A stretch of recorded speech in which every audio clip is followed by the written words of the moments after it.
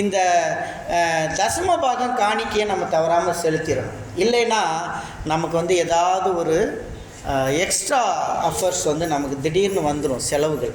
அதனால் சம்பாதிக்கிற வருமானத்தில் 10ல் ஒரு பங்கு எடுத்து வச்சு அதை நீங்கள் வந்து யாருக்காவது உதவி செய்யணும், ஏழைகளுக்கு கொடுக்கணும், சர்ச்சஸ்க்கு கொடுக்கணும், சபைகளுக்கு கொடுக்கணும். இப்படி நீங்கள் தொடர்ந்து செய்யும்போது உங்களுடைய பணம் ரெஸ்டோர் பண்ணும்.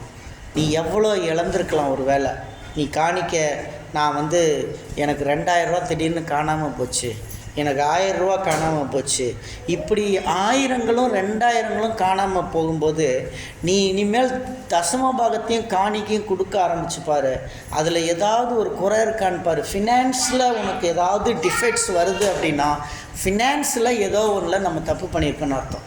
அந்த தவறு என்னன்னு கர்த்தர்கிட்ட கேட்டு அதை நம்ம நிவர்த்தி பண்ணோன்னு வச்சுக்கோங்களேன், ரொம்ப நல்லாயிருக்கும். நான் இதே ஏறுபள்ளியில் இந்த கீழ்த்தருவில் இருக்கும்போது எனக்கு பயங்கர கடன் பிரச்சனைலாம் இருந்துச்சு, நிறையா இருந்தது. கல்யாணம் ஆனவுடனே பல பிரச்சனைகளுக்குள்ளே வந்துட்டேன். மேரேஜ் ஆன பிற்பாடு ஒய்ஃபுடைய நகையெல்லாம் அடவுக்கு போயிடுச்சு. அவளுக்கு தெரியாமலே அடவுக்கு போயிடுச்சு. அவளுக்கே தெரியாது, வந்தால் சத்தம் போடுவா, பிரச்சனை பண்ணுவா, ஆனால் அடவுக்கு போயிடுச்சு. பயங்கர பிரச்சனை இருந்தது. நான் இப்போ வந்து என்னுடைய மென்டர்கிட்ட சொல்லி ஜெபம் பண்ணுங்க, எனக்கு வந்து இப்போ பயங்கரமான டெப்ட் இருக்குது அப்படின்னு சொல்லி சொன்னேன். அப்போ என் ஊழியக்காரர் சொன்னார், நீங்கள் தசம பாகம் காணிக்கையை செலுத்துகிறாயான்னு கேட்டார். இப்போ நான் சொன்னேன், எனக்கு எந்த வருமானமும் இல்லை, எனக்கு என்ன சம்பளமாக வந்துக்கிட்டு இருக்கு, நான் தசம பாகம் காணிக்கையை கடவுளுக்கு கொடுக்கணும் அப்படின்னு நான் கேட்டேன். அப்போ அவர் சொன்னார், இந்த வேத வசனம் உனக்கு மட்டும்தானா?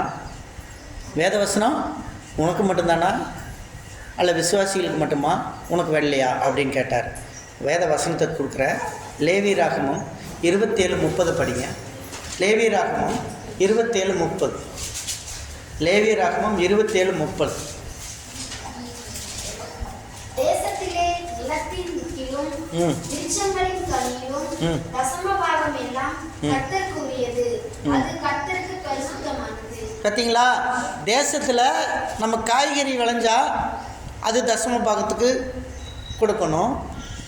எது முதல் கனி அது வந்து தசம பாகத்துக்கு கொண்டு வரணும். எனி பைசா நம்ம கைக்கு வந்துச்சுன்னா அதில் தசம பாகம் கொடுக்கணும். அதை எடுத்து வச்சுட்டு தான் செலவுக்கு போகணும். இப்படி நம்ம வந்து அதை சரியாக செய்யணும். உபாகமம் 14:22-23 படிங்க. உபாகமம் 14:22-23. உபாகமம் 14:22-23.